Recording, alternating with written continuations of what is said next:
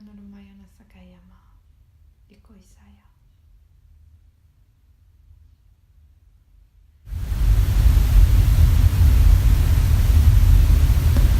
Alors on va vraiment emmener nos présences dans leur monde. Les informations elles seront plus fluides,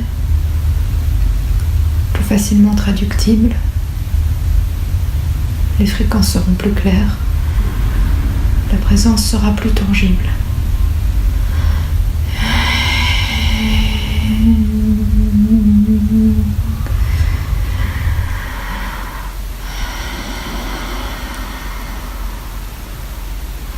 Les mondes spirituels regorgent d'animaux de toute forme,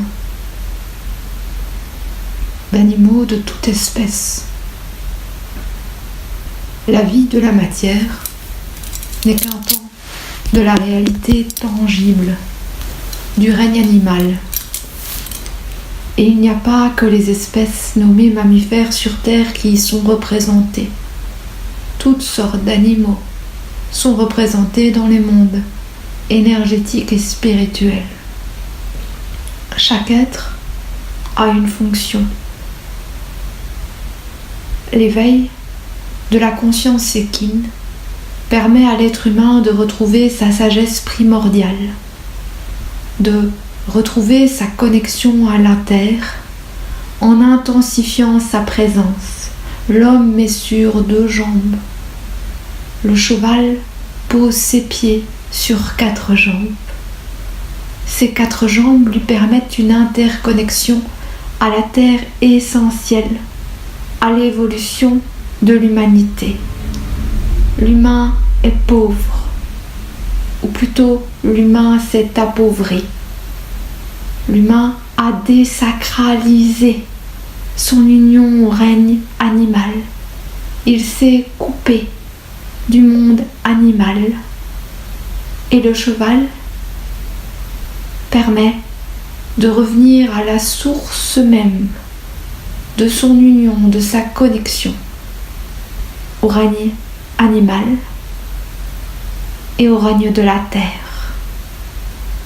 Il est essentiel d'entendre que l'humain oublie qu'il est porté par sa mère terre et par le mouvement perpétuel des sabots et le balancier que cela engendre chez l'être humain quand celui-ci est sur notre dos.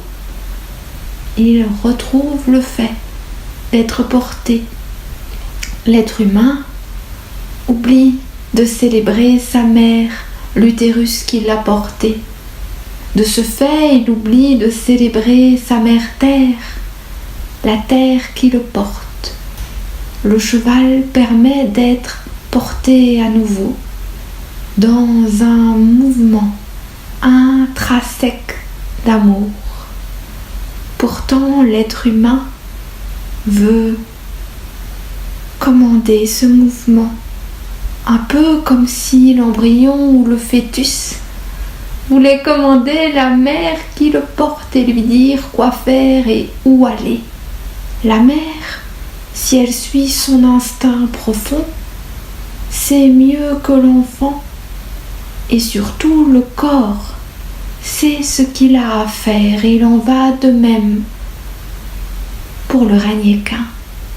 Si l'être humain se laisse porter comme un fœtus sur le dos de sa monture, et que cette monture a pu, elle aussi, retrouver sa connexion à elle-même, à sa source, au monde spirituel équin et s'être reconnue comme un cheval, tout en étant pleinement connecté à la terre, alors chacun retrouve sa place et l'être humain peut grandir, naître et se comporter comme un habitant de la terre.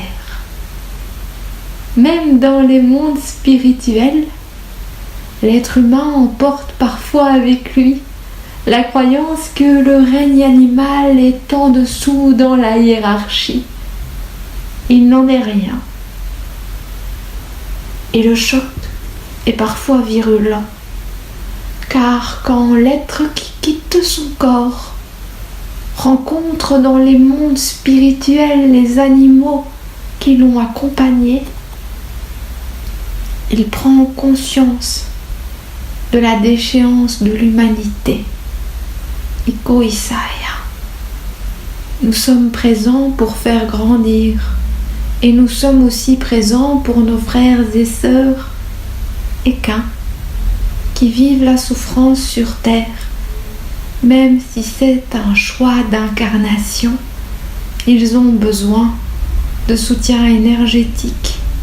Ils ont besoin de se rappeler d'où ils viennent car beaucoup l'ont oublié tellement ils sont imprégnés par l'énergie humaine qui ferme, qui enferme, qui cloisonne, qui limite, qui étouffe, qui gangrène.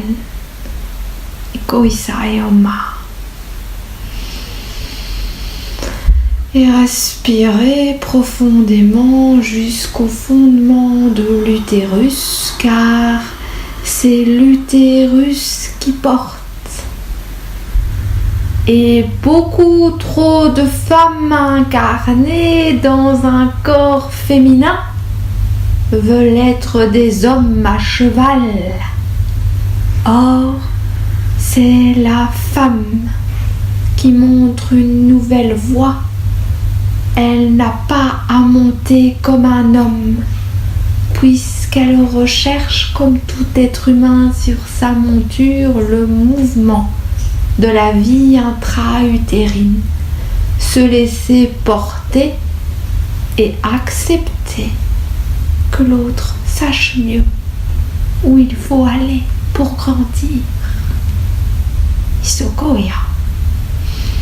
Yomaya Nasaya. Certains représentants des mondes spirituels équins n'acceptent plus de parler aux êtres humains. Ils se sont retirés dans un profond silence, car ils éprouvent de la colère de voir comment leurs frères et sœurs sont traités.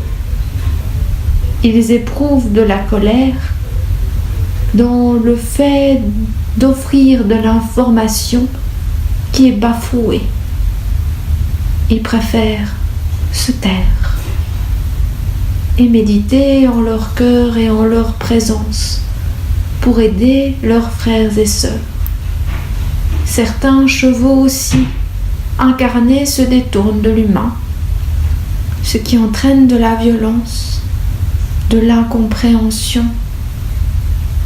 La mort est présente bien souvent dans ce genre de cas, ce qui enlise l'incompréhension et gangrène la relation de manière profonde. L'écart entre l'humain conscient dans sa relation équine et l'humain inconscient se creuse, et cet écart entraîne de la douleur, entraîne de l'incompréhension, que ce soit dans les mondes spirituels ou dans les mondes matériels. Koya, Isamaya Nakaya. Même en étant bien intentionné, vous n'êtes pas encore vibratoirement au stade d'entrer en communion totale avec le monde équin, car vous êtes en expérimentation terrestre et cette expérimentation est importante. La fusion peut avoir lieu de manière aléatoire et courte dans le temps, mais elle permet de ramener l'information nécessaire à une ouverture sensitive qui permet à l'information de circuler. Koya.